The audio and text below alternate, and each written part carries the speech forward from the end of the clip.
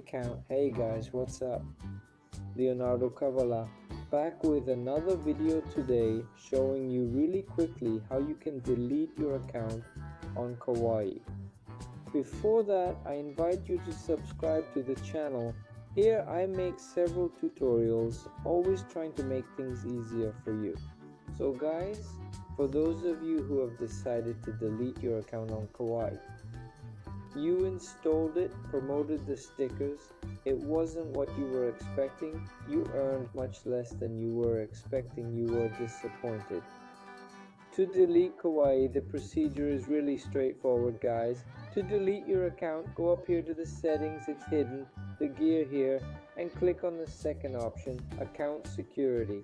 In account security, scroll down here, even hidden until delete my account. In delete my account, you'll choose the reason for deletion here.